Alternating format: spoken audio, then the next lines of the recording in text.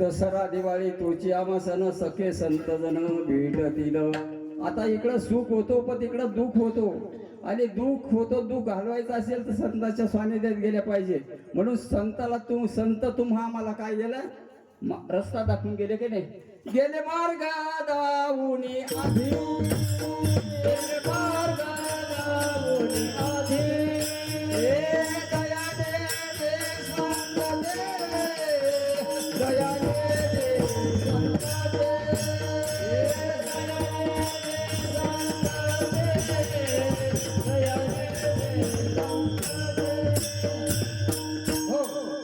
ते देश पण ते चालू जाताना पडे गुंता कुठे काय. त्या मार्गाने आपण सुद्धा गेलो तर आपल्याला काही कुठं गुंथा पडणार नाही. कारण संतांनी तुम्हा आम्हाला असं मार्ग दाखविलेला आहे आणि त्या मार्गाने सरळ जायचं आहे. आणि संत तुम्हा आम्हापासून काही लपवलेलं आहे का? काहीच नाही. संतांनी आपल्याला तुम्हा आम्हाला जे दिलेलं आहे, जे नाम आहे ते नाम जप करणं. आणि त्या जप करण्यात तुकाराम महाराजची स्थिती पाहिली. तुकाराम महाराज कसे होते तर रात्रंदिवस चिंतन करायचे की नाही. आणि चिंतन करायचे. पण चिंताने शरीर घटतो का नाही चितेने. चिंतन केल्यानंतर काय होतं प्राप्त होतं आपल्याला काय. पण जर सतत आपण भगवंताचं चिंतन केल्यानंतर बघा नाम कसं आहे. नाम गोड आहे, पावन आहे, पवित्र आहे. काय का नाम घेतला तर कसा पवित्र आहे, पावन आहे. सगळ्यांनी घेतला तरी चालतं. तो उठता बसता खेळता भांडता कांडता जरी घेतला तरी चालतो. नाम चांगल चांगल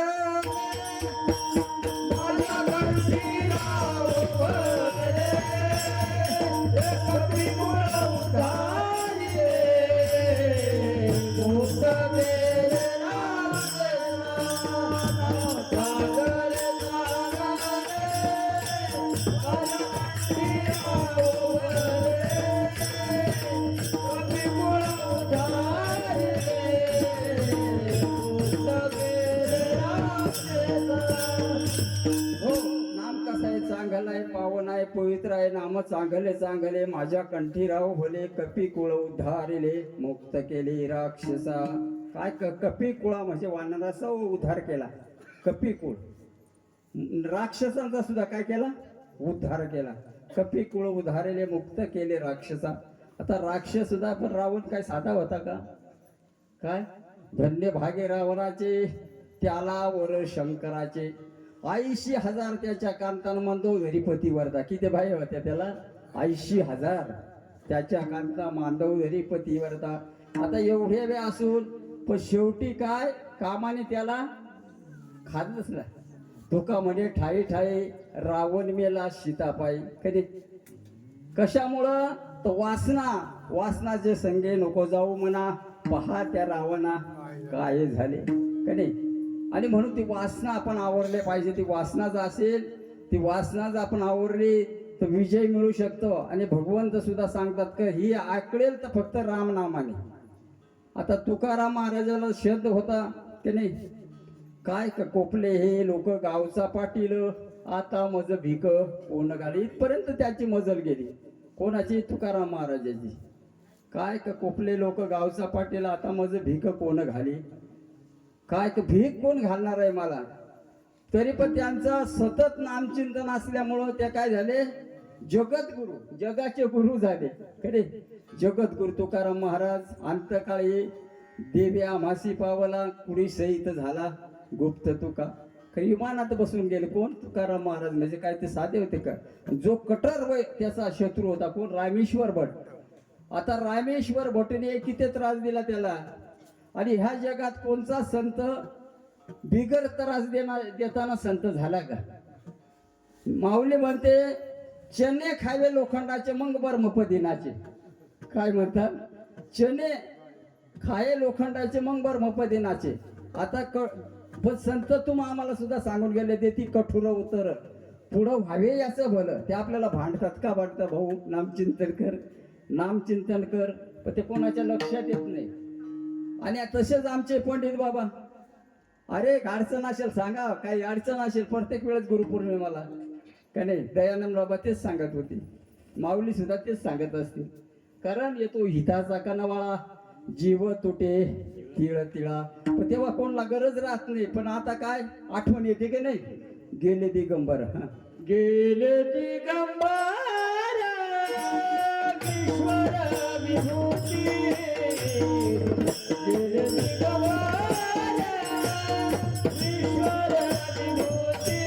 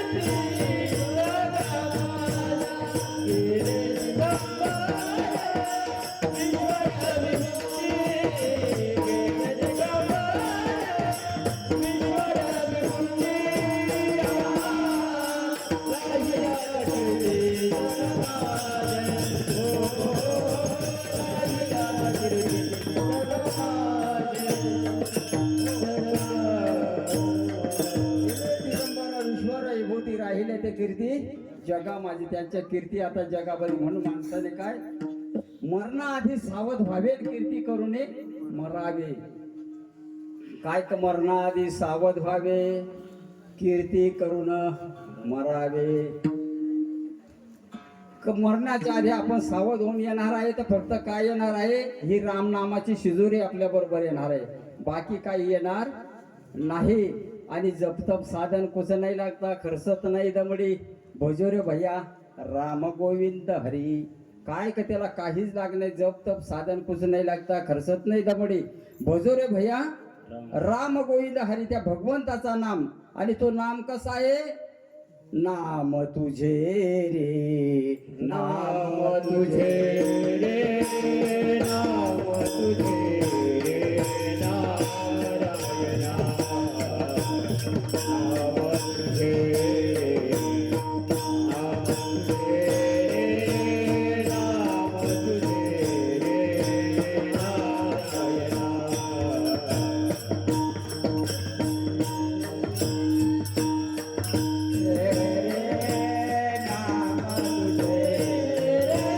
नारायणा.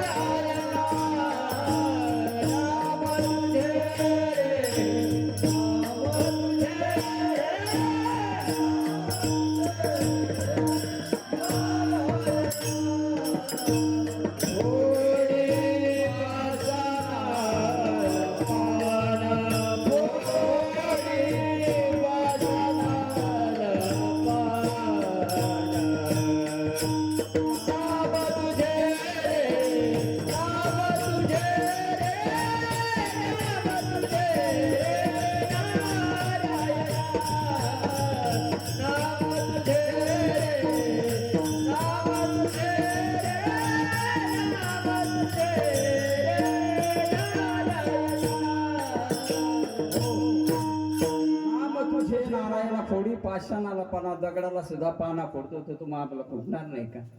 म्हणून नामदेव महाराज काय म्हणतात, ग्रंथ श्रेष्ठ ज्ञानेश्वरी एकतरी होई अनुभवावी. माणसाने जन्माला येऊन एकतरी होई अनुभवावी. काय मजर धई सद्गुरु ज्याने तारेला हा संसार पुरो, म्हणून विशेष अति आदरो विवेकावरी.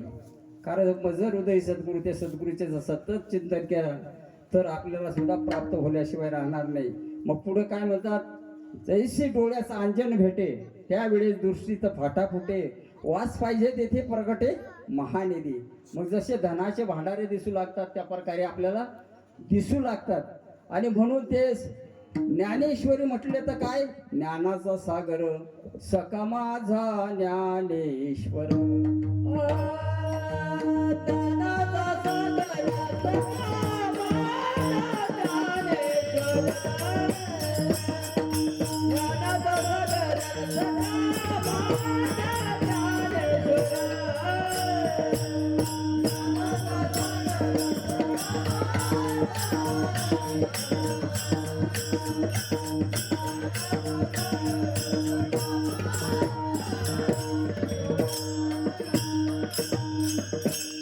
ज्ञानाचे सागर होते. कसे, ज्ञानाचा सागर म्हणजे समुद्र. तसंच आपण सांगता काय, दसरा दिवाळी तोची आम्हा सण सखे संत जण भेटतील. म्हणून पहिल्या चरणात महाराज म्हणतात,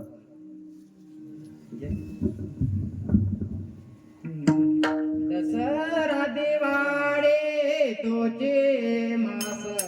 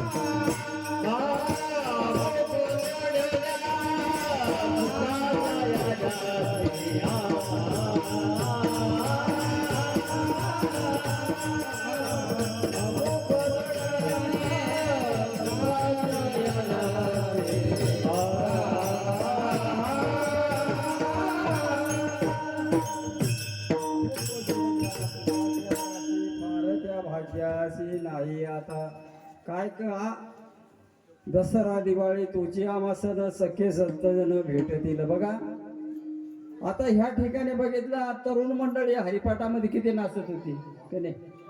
मस्त नाचत होते. तसेच हे तरुण आहेत की नाही, कारण हेच तरुण पुढची पिढी चालवणार आहेत की नाही. नाहीतर मग जुने माणसं जे टाळ घेऊन बसतात त्याला सांगता तुला वाजवतात ना ठेव टाळ, मग तो निघून गेल. पुढची पिढी चालेल कसा काय का, तेच पुढची आपली पिढी चालवायची आहे. रामनाम काय सत्य आहे हे पुढे चालला तर फायदा आहे त्याचा. कारण कुळी कन्या पुत्र होती ते सात्विक, तयाच्या हरिक वाटे देवा. काय का भगवंताला सुद्धा चालत नव्हतं. काय गीता भागवत करती श्रावण, अखंड चिंतन विठोबाचे. ज्यांच्या ज्यांच्या कुळी जे पुत्र आले निहाशे कार्यक्रम घडून आणले तर त्यांच्यासारखा पुण्यवान ह्या जगात नाही. कारण येणारा एवढाच शिल्लक राहणार आहे आपला, दुसरा काहीच राहणार नाही. काय काही एवढाच आपला बरोबर येणार आहे. काय का अन्नदानासारखा दान नाही, गुरुशिवाय ज्ञान नाही की नाही. अन्नदान सगळ्यात आपल्याला महत्वाचं आहे. आणि म्हणून तरुण, नाहीतर आमच्याकडचे तरुण सकाळी जातात घरून, संध्याकाळी आणावं लागतात धरून. असे ते तरुण की नाही. विठ्ठल विठ्ठल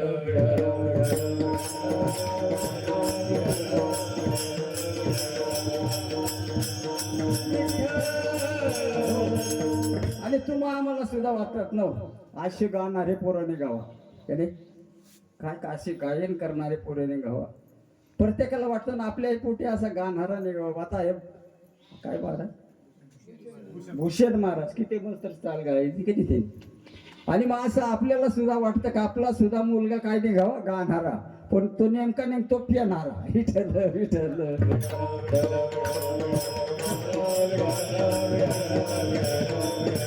हो.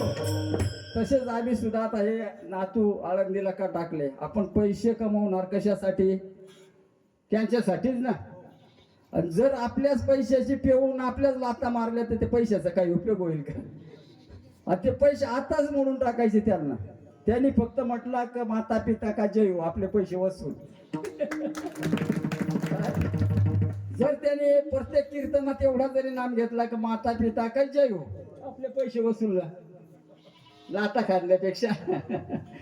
म्हणून आपण सुद्धा काय हा पुढली पिढी आहे काय काही होईना त्याच्यात आला तर त्याच्या तोंडात शिवी तरी येणार नाही, आई बापाला त्रास तरी देणार. आता प्रत्येक ठिकाणी पहा मोठमोठे साहेब आहेत, इंजिनियर आहेत का नाही, पण आई बापा कुठं आहेत, वृद्धाश्रमात आहेत का नाही, आहेत ना. तसे आपल्या खेड्यापाड्यात नाही बो, काही काही सेवा ही होते, पण आई बापाची सेवा सगळ्यात श्रेष्ठ. काय आई बापाची सेवा सगळ्यामध्ये श्रेष्ठ आहे. काशी पंढरपूर नाही केला तरी चालेल, पण आई बापाची सेवा करायला पाहिजे. आई बापासारखा हे मातृदेव पितृदेव भव का नाही, हे देवच आहेत. आणि मग त्यांची सेवा करायला पाहिजे. आणि ती सेवा केली. आता पुंडलिकरायाने काय केलं, आई बापाची सेवा केली ना. पण जो पंढरीचा परमात्मा आता किती झाले, योग्य झाले 28, अजून का नाही म्हणजे बस 28 योग्य झाले तरी अजून विटीवर उभा केला. कोणी भक्ताने केला देवाला. कशामुळं, आई बापाची सेवा केली का नाही. तशी आई बापाची सेवा सगळ्यात महत्वाची आहे. आणि बोलणं सुद्धा कसं पाहिजे, मधुर गोड, आणि जसे अमृताचे काय मिठून आणि रसाळ, आणि जसे अमृताचे कल्होळ शब्द हे पाहिजे. कारण ही जीभ आहे आपली, ही जीभ 4 जण जोडू शकते, 4 जण तोडू शकते. बघा ब्रह्मदेवाचेच नातू होते, 2 बाजू, एका बाजू 2 मुलचे नाव ते, पण एक बाजून राक्षस जन्मायला आले, एके बाजून देव जन्मायला आले. काय दोघं जन्मायला आले ना, आता देव ते देवच ना, आणि राक्षस ते राक्षसच. आता ते राक्षस ब्रह्मदेवाकडे गेले आणि ब्रह्मदेवाला सांगतात आम्ही तुमचेच, तेही तुमचेच, पण ते कसे मस्त वागतात म्हणे एकमेकाला. पण ते म्हणे वागतात ते देव आहेत, देवासारखे आहेत, तुम्ही राक्षस आहात, तुमची वृत्तीच तशी आहे. काय तर म्हणे कसं काय, तर मग थांबा म्हणे, आज तुम्हाला जेवण देतो मी पोटभर, तुम्ही जेवण करा. आणि मग त्या ब्रह्मदेवाने त्या दिवशी पंगत बसवली त्यांची. पण आहे पहा म्हणा, एक आट आहे माझी, काय का तिथं वाकवायचा नाही, जेवण तर करायचं. जेवढे 10 मिनिटं 15 मिनिटं असेल उठ सांगायचं तर उठून जायचं म्हणे. चालेल म्हणे. आता ते राक्षसच ना, बसले जेवायला. नाही आम्ही आधी बसणार म्हणे. चालेल भाऊ बसा. आता ते अहंकारीच मंडळी कधी जेवायला बसले, पंक्ती बसल्या, पण टाइम संपला. पण ते जेवायला जात वरून घास टाकत तर त्या खाली कुठंच तरी जायचं ते. पण तोंडात जायचं, हात वाकवायचा नाही ना, ते तोंडापर्यंत यायचंच नाही, हात वाकवायचा नाही. मग नंतर भगवंताने सांगितलं तुम्ही उठा आता म्हणे, आता देवाची पंगत बसेल म्हणे. आणि मग याने आधीच ठरवून घेतलं. देवाने काय केलं का आपण काय करायचं म्हणे, समोरासमोर बसायचं. काय समोरासमोर बसायचं. आणि समोरासमोर बसल्यानंतर तुमच्या विस्तरीवर असला ते मला तोंडात भरायचं आणि मी तुमच्या तोंडात भरेल म्हणजे काय. आता ते देवच ना, कारण विचारच ना, कारण. आणि त्या पद्धतीने ते बसले. 5-10 मिनिटात त्याचा जेवण झाला, पोटभर झाला. म्हणजे काय म्हणे तुम्ही हुशार मंडळी आहे. मग हात म्हणे हुशार म्हणजे देवच, बुद्धी चांगली आहे ना. अरे बुद्धी चांगली असली तर सगळा होऊ शकतो. विठ्ठल विठ्ठल विठ्ठल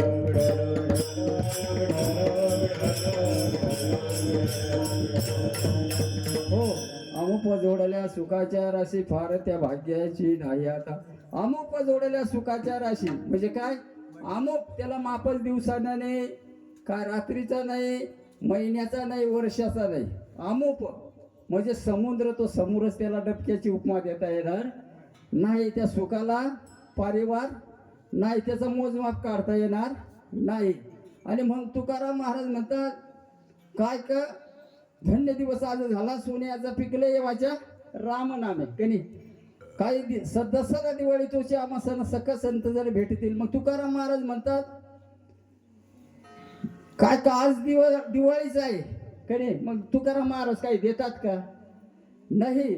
मग ते काय म्हणतात तुकाराम महाराज स्वतः तोंडाने सांग, आम्ही सदैव सूड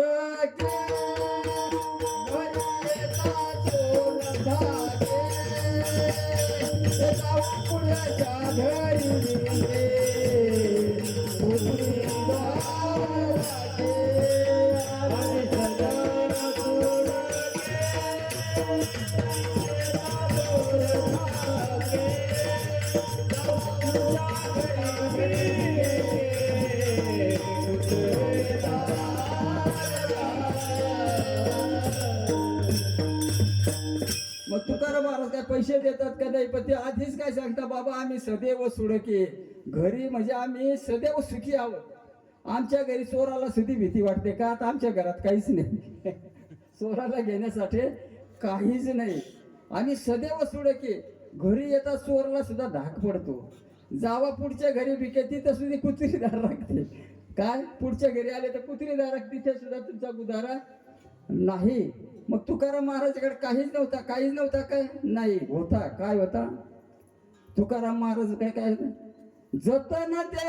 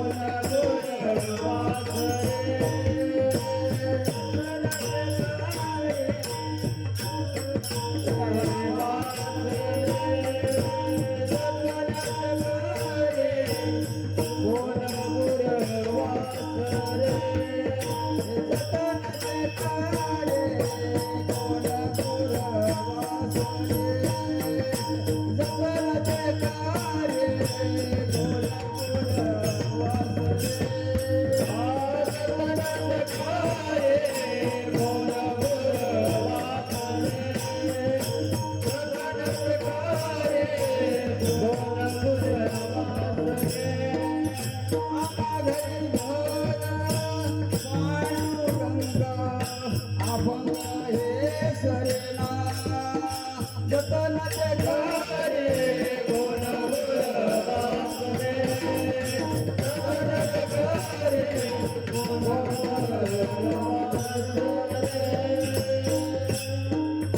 जतन ते करे कोण गुरवासरे. आम्हा घरी धन पांडुरंग अभंग हे सरेना. आता तुकोबार महाराजांचे किती एक अभंग सरतात ते नवीन नवीन चाले लावून आपण म्हणतो का नाही. ही जहागिरी प्रॉपर्टी कोणाची आहे, त्यांचीच. आपण फक्त ते वाचून सांगतो. आपण केले का काही, काहीच नाही. जहागिरी संताचे आहे. म्हणून ह्या आपल्या महाराष्ट्रामध्ये जन्मायला आलेले संत काय श्रेष्ठ आहेत.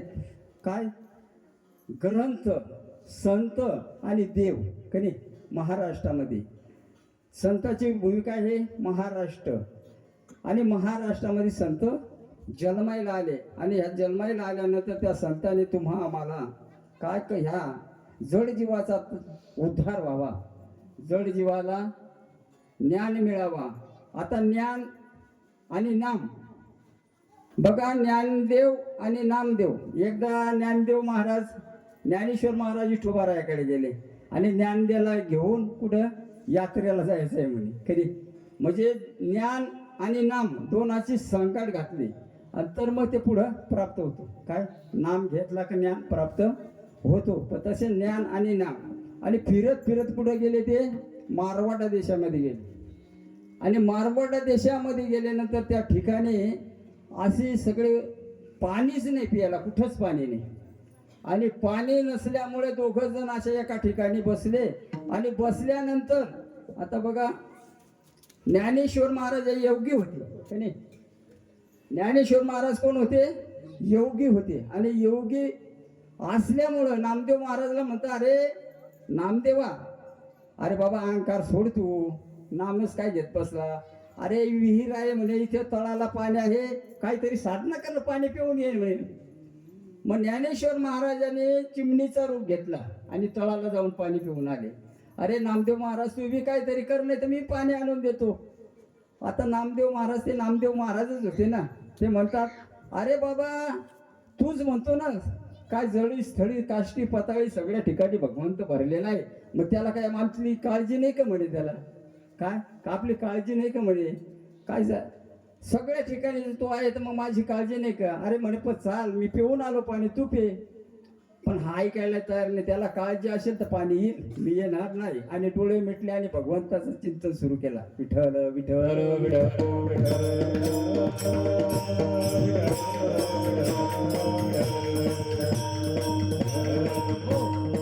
मग जेव्हा विठ्ठल विठ्ठल सुरू करा, पांडुरंगाला काळजी पडली आणि पांडुरंग प्रत्यक्ष त्या ठिकाणी येऊन आणि त्या ठिकाणी पाणी त्यांनी झराज निर्माण केला आणि थेट विहिरीतून पाणी वाहत वाहत नामदेवाकडे आला. मग ज्ञानदेव म्हणतात, अरे बाबा आता तरी पे, तुझ्याजवळ पाणी आला म्हणे.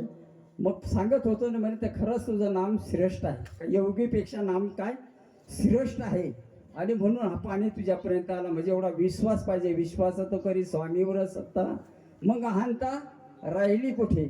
बघा असाच एकदा बेदरचा नामदेव महाराज काय बेदरचा एक शेठ होता, मोठा व्यापारी, आणि त्या व्यापाऱ्याने सांगितला बेदरच्या मला जर मुलगा झाला तर मी नामदेव महाराजला घेऊन जाईल आणि त्या ठिकाणी नवस फेडेल म्हणे. काय नामदेव महाराजाला घेऊन जाईल त्या ठिकाणी नवस फेडेल. मला जर मुलगा पांडुरंग मला जर परमार्थ पावला तर मी त्या ठिकाणी नवस फेडायला म्हणून नामदेव महाराजाला घेऊन जाईल. आणि कर्मधर्म संयोगाने भगवंत त्यांना पावला आणि मुलगा झाला. आणि मुलगा झाल्यानंतर त्या ठिकाणी नामदेव महाराजाला घ्यायला आले ते. आता नामदेव महाराज कसे होते, तो म्हणतो ज्याच्या विटेवर पाय नाही त्याचा मी दर्शन घेणार नाही ना, तो गाव सुद्धा सोडणार नाही. मी पांडुरंग ध्यानी पांडुरंग म्हणे, जागृती सोपाने पांडुरंग. काय प्रत्येक ठिकाणी माझ्या काय आहे मुखामध्ये पांडुरंग आहे. सगळं जर असं पांडुरंग आहे, मी कुठं जाणार नाही. पण पांडुरंग स्वतः प्राप्त जर त्यांना भेटले आणि भगवंता जो किले कोट ब्रह्मांड आहे आणि त्याने सांगितलं, अरे नामा तुला जावं लागेल बाबा, त्या ठिकाणी जावं लागेल. अरे संतांमध्ये काय का अज्ञान जीवाचा उद्धार करावा लागतं, तिथं जावं लागेल तुला. आणि मग त्या ठिकाणी नामदेव महाराज गेले. आता नामदेव महाराज निघाल्यानंतर त्याच्याबरोबर 201 ब्राह्मण, काय विधी मिळेल आपल्याला पुंजा सांबुरी काहीतरी अशी ब्राह्मण एवढी संख्या गेली. आता बेदरला गेल्यानंतर ते बेदरमध्ये गेल्यानंतर ते बेदरमध्येच त्या तिकडे सगळे सुलतान मंडळी होती आणि ती असल्यामुळं त्या ठिकाणी सांगितलं काही आहे नामदेव महाराजाला आपल्या गावामध्ये घुसू द्यायचं नाही. पण त्यांचा जो काशीपंत हा त्यांचा मेन बॉस होता आपला हिंदूचा. आणि तो त्याला सांगितलं का असं अशी संत मंडळ येऊन राहिले, काय करायचं. अरे बाबा तो नामदेव महाराज महान संत आहे. कारण महान संत असल्यामुळं त्याला त्रास देऊ नका, नाही तर वाईट विपरीत होईल काहीतरी म्हणे. पण हे ऐकायला तयार नाही.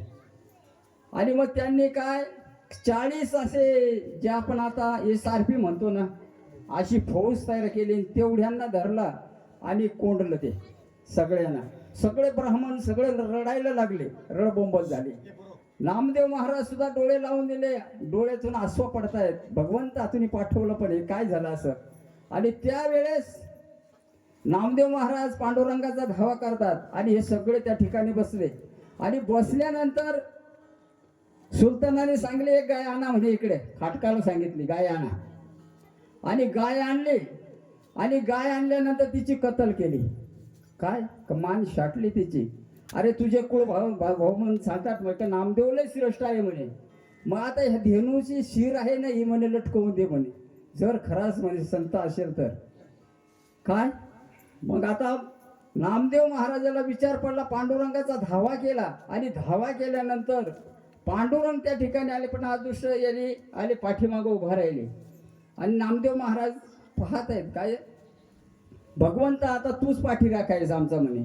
आणि मग नामदेव रायाने काय केला, ते शिर घेतली, गायीच्या पाठीवरून असे हात फिरवली आणि ती शिर जाऊन त्या गायीला बसली. तेव्हा त्या सुलतानाने सगळ्या खाली गाणं घातलं, विठ्ठल विठ्ठल.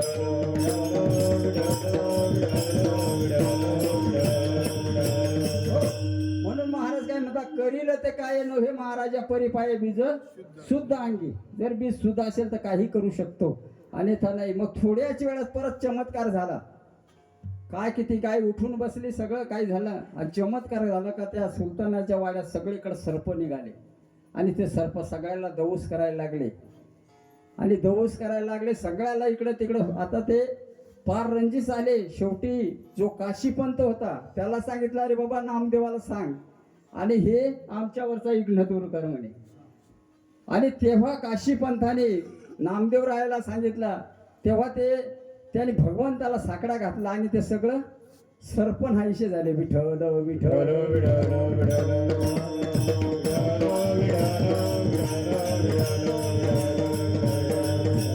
हो, असे संतांचे काय सांगू आता. संतांचे उपकार मज निरंतर जागवती. काय देऊ त्याशी व्हावे उतराई, ठेवीता हा पाय जीव थोडा. काय संत काय म्हणतात, की जीव जरी आपला देह तर जाऊ द्या, जीव ठेवला तरी पुरा पडणार नाही. आणि संत कसे असतात, का संत हे दयाळू असतात. सहज बोलला काय, का सहज बोलला तरी त्याचा उद्धार होतो. कधी सहज बोलला तरी. बघा एका ठिकाणी एक राजा होता आणि त्या राजाने साधू महंत असा गंगेच्या तीरावर बसला होता. आणि बसल्यानंतर ध्यानास्थ बसेल होता, पण तो ध्यानास्थ नव्हता. समोर खडकावर बगळा होता आणि तो बगळा पाण्यामध्ये टोक बुडवायचा आणि त्या खडकावर घासायचा. काय करायचा, टोक बुडवायचा आणि खडकावर घासायचा. आणि साधू महाराज पाहत होते. आणि राजा शिकारीहून आला आणि साधू महाराजाच्या समोर उभा आहेत, पण साधू महाराजाच्या राजाकडे लक्ष नाही. साधू महाराजाच्या तोंडातून सहज निघाला काय, घस घस घासी ऊपर डाला पाने, जो कुछ तुम्हारे मन में है सब मैं जानी. काय तुझ्या मनात काय ते सगळं मला जाणे. आता राजाला वाटलं हाच मंत्र दिला मला. काय काय का मला गुरुदेवानी मंत्र दिला, साधू महाराजांनी मंत्र दिला. त्याने घस घस घासी ऊपर डाला पाने, जो कुछ तुम्हारे मन में है सब मैं जाने. काय का सगळं तुझ्या मनात आहे ते सगळं मी जाणलं आहे म्हणे. आणि राजाने एवढा शब्द पाठ करून घेतला. आता तिथून निघाला, त्याची सुरुवात झाली. घस घस घासी घरी चालू झाला त्याचा मंत्र. योगाने त्या राजाचा राणी आणि प्रधानजीचा प्रेम होता.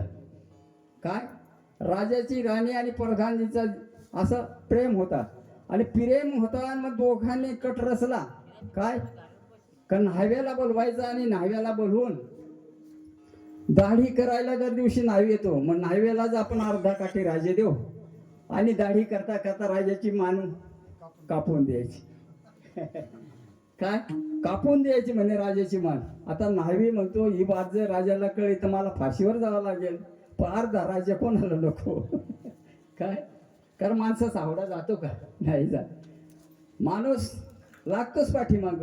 आणि मग त्या युक्तीप्रमाणे हा दर दिवस याचाच मंत्र चालू, पण हा न्हावी आला घरी. आता त्याला ठरवून दिलं अर्धा राजे ना, अर्धा काठी राजा. आता पूर्वीची म्हणायचे अर्धा. आणि मग हा गेल्यानंतर ठरवून दिला त्याला का राजाची मान उडवून द्यायची तू म्हणे, मग हा तुला राज्य निमा मिळेल. आणि मग न्हावी सकाळी गेला. आता पूर्वीचे काही बिलेट पान लावत नव्हते, वस्तारा होता त्यांच्याकडे, तो घसायचा असं पाणी टाकायचं आणि घसायचे, नंतर दाढी करायचं ना. मग त्याने आला राजेसाहेब तिकडे आहेत मध्ये म्हणून याने सुरुवात केली. घसायचं पाणी टाकायचं, घसायचं पाणी टाकायचं, असं राजाचे ते पाठच होऊन गेला होता. राजा म्हणे घस घस घासी उपर डाला पाणी, जो कुछ तुम्हारे मन में है सब मैं जाने. आणि तो न्हावी तर लागला लट हालायला. काय न्हावी हालायला लागला. अरे बाबा म्हणे काहीच मला माहित नाही. पण तू का म्हणे घाबरला? राजा साहेब मी सत्य सांगतो, पण मला काही करू नका म्हणे. बाबा तुला काहीच करणार नाही, पण काय आहे ते सांग. आणि मग तेव्हा त्याने सांगितलं का असा ठरलेला होता, असा ठरलेला होता, पण मी ते वस्तारा घसत असताना हे तुम्हाला कोणी सांगितलं? बाबा मला माहित नाही, पण ही एक साधूची कृपा आहे. सहज बोलला तरी त्याचा मरण टळला की नाही. आणि मग हा याने सुरुवात केली. तर तेव्हा म्हणे काय घडलं ते मला खरा प्रकार सांग. तेव्हा त्यांनी सांगितलं का राजाला मग बोलवा म्हणे, परधानला बोलवला, राणीला बोलवला, आणि ते सगळं सत्य कहाणी त्यांनी सांगितल्यानंतर आता राजे असतो ना, आता राजा करेल काय, तिथं काय करणार नाही तो. आणि मग ते राजाने त्यांना शिक्षा देऊन टाकली. आणि याला तुला काय पाहिजे ते बक्षीस घे, माझा जीव वाचला. विठ्ठल विठ्ठल.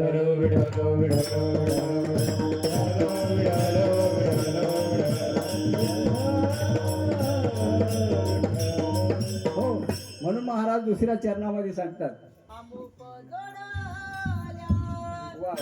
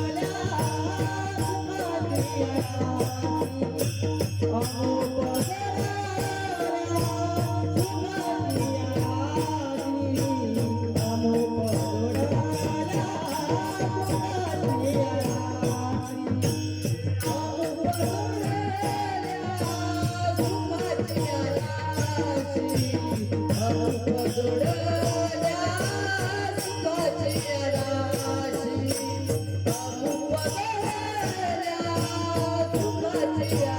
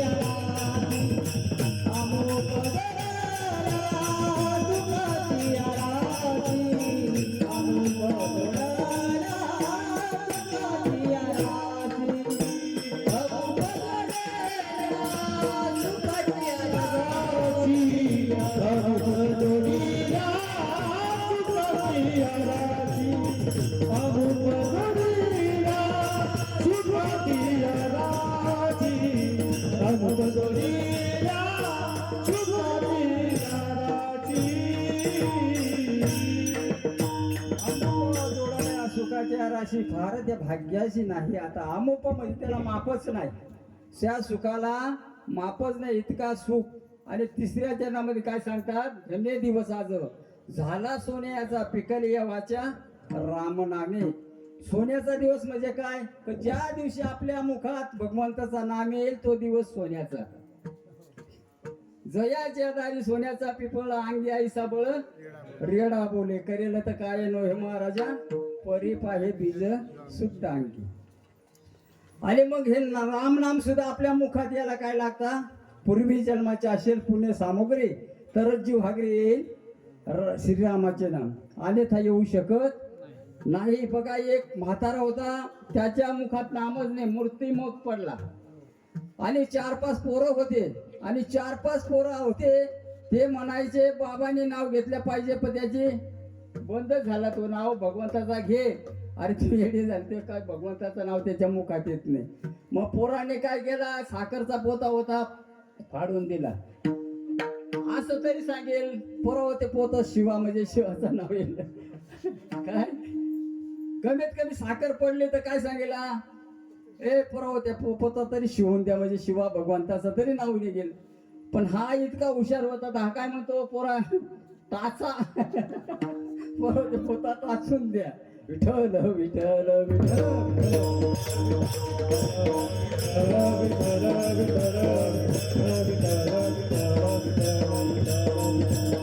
हो. आणि म्हणून तिसऱ्या चरणात सांगतात महाराज, धन्य दिवस आज झाला सोन्याचा पिकली धन्य दिवस आज झाला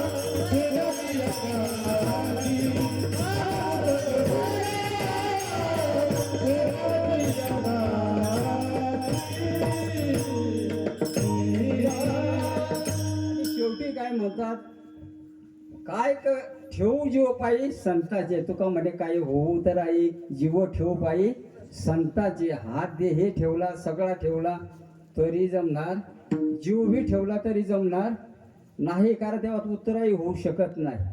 आणि म्हणून वेळ संपत आलेला आहे. आता या ठिकाणी गुरुजी सुद्धा धावपळत करण्यात आले. जाणे भक्तीचा जिव्हाळा तोची दैवाचा पुतळा. अनेक नव्हे माझ्या मना हो का पंडित शहाणा कुठं असतील सांगता येत नाही, पण वताळून आले म्हणजे काहीतरी पदरात पुरावा, कारण नामासारखा श्रेष्ठ दुसरा काहीच नाही. काय नाम घेता वाया गेला ऐसा कोणी ऐकलं का आतापर्यंत? कोणीच वाया गेला नाही आतापर्यंत. ज्याने घेतला तो तरुणच गेला. आणि म्हणून गुरुजी तसे आता या ठिकाणी आपण सगळे मिळून आता सगळ्यांनी वर हात करा, कारण टायमिंग झालेला आहे, नाही तर बोवाचा चालला किंवा म्हणून निवृत्ती राया निवृत्ती राया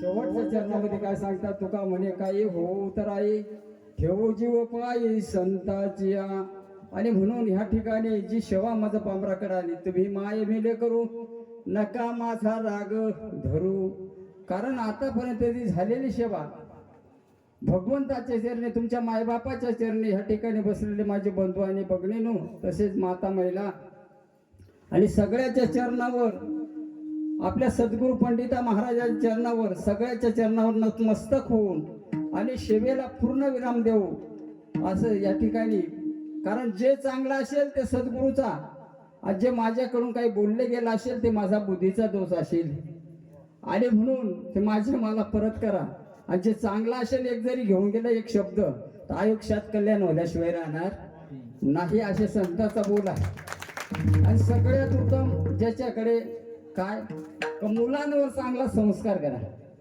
काय जर आपण चांगला संस्कार केला तर ही आपली आज ह्या ठिकाणी काही कवयना गावामध्ये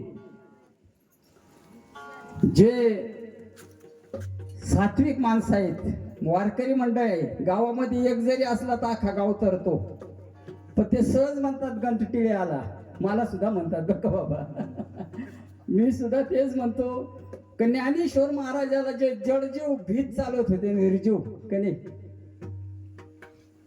त्यांना लोकांनी सोडला नाही तर आपल्याला काय सोडणार आहे ज्याने निर्जीव भीत चालवली रेड्यामुखी भेद बोलवले कने असं त्यांनी खूप चमत्कार केला स्त्रीचा पुरुष भागेला करिले तर काही नाही महाराज असे मोठमोठे संतांचे असे आहेत ज्ञानी आता त्याच ज्ञानोबारायाच्या नगरीमध्ये त्यांच्या झोळीमध्ये शेण टाकायचे तुडवायचे कोणी त्यांना देत नव्हतं काही पण आता तिथं दह्या दुधाच्या घागरीच्या रांगा लागतात खरे लागतात ना त्या ठिकाणी घेऊन जातात पण जेव्हा जोपर्यंत आहे तोपर्यंत कळत नाही पण गेल्यावर भेटत नाही का नाही आणि म्हणून सगळ्याच्या चरणावर नतमस्तक होऊन सेवेला पूर्ण राम देऊ ज्ञानेश्वर माऊली ज्ञानेश्वर माऊली